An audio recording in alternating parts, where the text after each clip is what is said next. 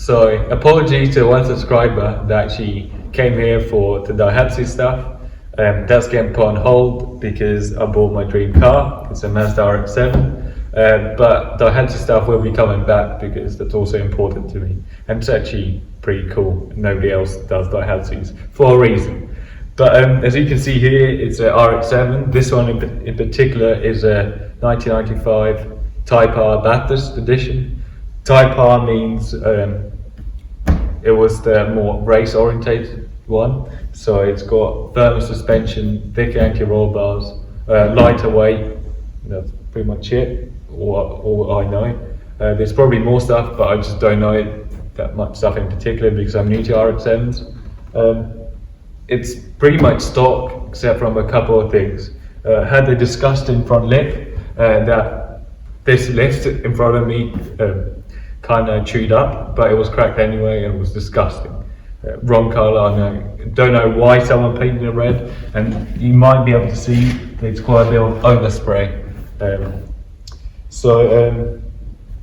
The colour is also not that good. The paint, from what I know, it was painted in Japan before 2006, and because it was imported into UK in 2006, but the paint here is pretty bad. It's one of those colour changing ones. It's purple, green, bluish, but I don't like it, and it's going to get changed at a later date.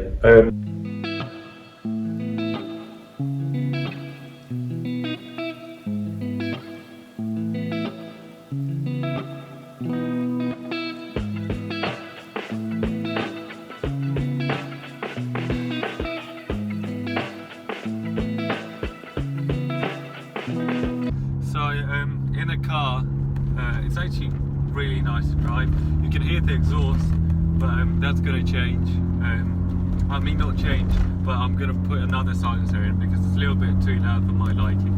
Lots of people hardly run any silencers on them, but I think that kind of ruins the fun because it's just a joy to drive. Why do they want it to be so loud?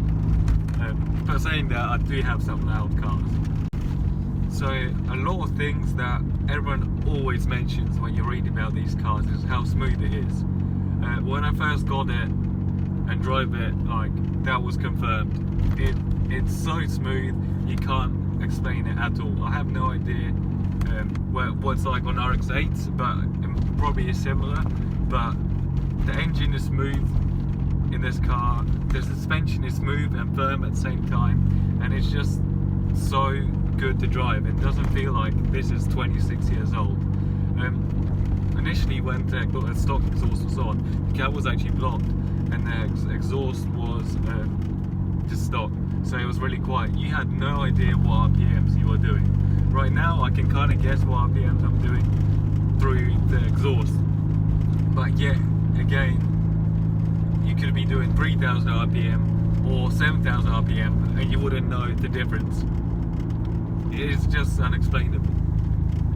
So you truly have to experience this. I'm not sure you can actually see, but the interior is really cramped. Like, honestly, I have no idea how people like Rob Dom and everyone can actually fit in these cars, because Rob Dom is much bigger than me, and I feel cramped in here, but in a good way, because this car is just focused on the driver. The way the dash is set up, just everything, it's just all in the drivers. This is stock, so it's not really that quick, but it's super surprising, and it's smooth. Even the acceleration, it's just so smooth, you can't really explain it.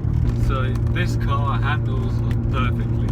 I've not driven that many good handling cars, or I would say really no good handling cars. I've driven some cars that are okay in handling, but none that are actually really good. Especially my Daihatsu, which had lots of power, but not enough, of course. But it was awful on the ride. With this, it's got true 50-50 weight distribution.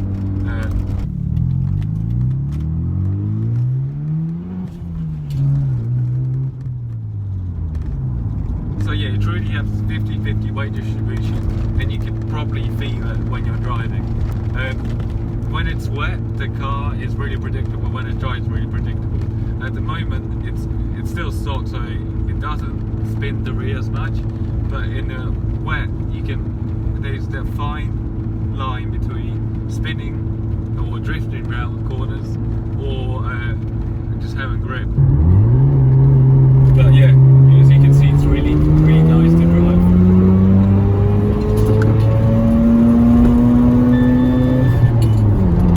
The buzz that you get because you literally don't know what RPMs you're doing, but I feel because this is so smooth. I don't know these roads really well, so I'm being careful on calls.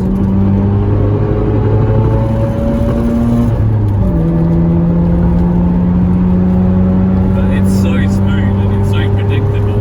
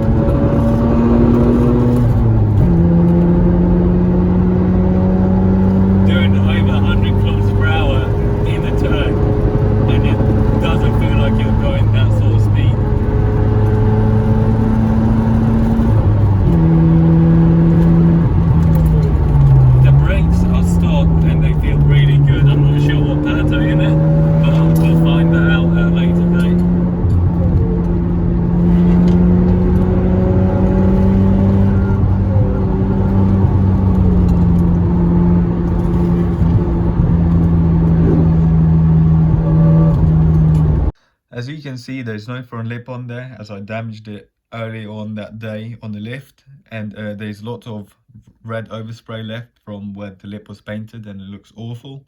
The clear lacquer is peeling and cracking in places, and on the bumper someone's had a slight hit and it damaged the bumper. Structurally the car's fine, but there's some damage on the bumper and the repair is awful. I like this spoiler, but I think there's better spoilers out there. This one does look quite similar to stock, but there's also some big problems with it. It's cracking on the mounting points. Of course, that can be repaired and it will be repaired, but I've got a new spoiler coming for it. Rear wiper is broken, and I think that's quite common with RX7s because lots of them get removed. I will probably end up removing my one as well because I don't see the point of it. You can see the exhaust isn't stock. It was stock when I got the car, but this section of the video was filmed in between the exhaust build.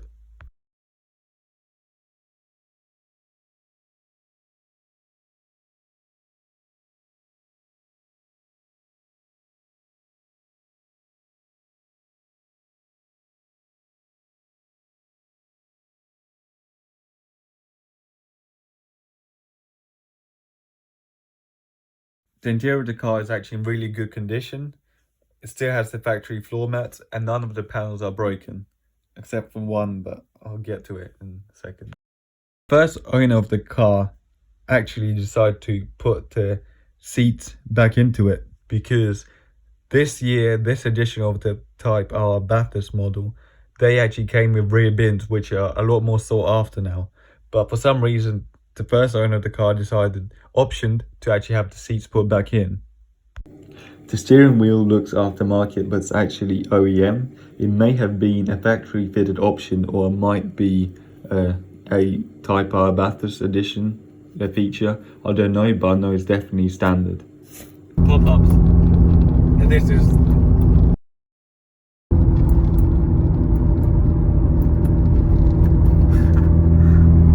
I don't understand why people get rid of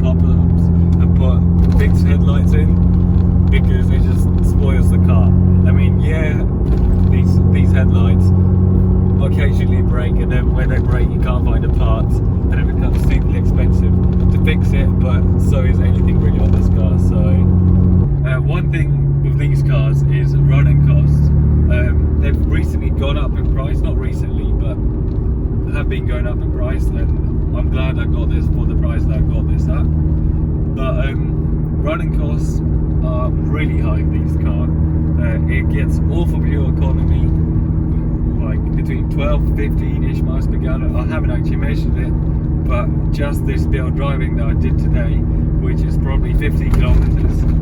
Yeah, I did some spirited driving, but it ate just under a quarter of a tank, which is pretty bad. Parts are also really hard to get. Before you could buy parts in Japan, but now it's really expensive, especially with the Americans. They import them a lot, so running costs are extremely high. One reason why I really bought this car is it was my dream, and as for most people, they really want to have these cars, or not lots of 90s cars, but they can't afford them now because they've shot up in price.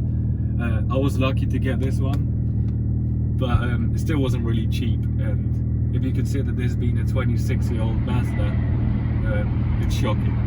But some people are paying over 50-60k for Nissan GTRs, which is pretty bad. It's just people's dreams. There you go. This was a slight overview and introduction to my new car, the Mazda RX7. If you like what you saw, please subscribe. Thank you for viewing. You'll see more of this car and other cars in the future. Thank you.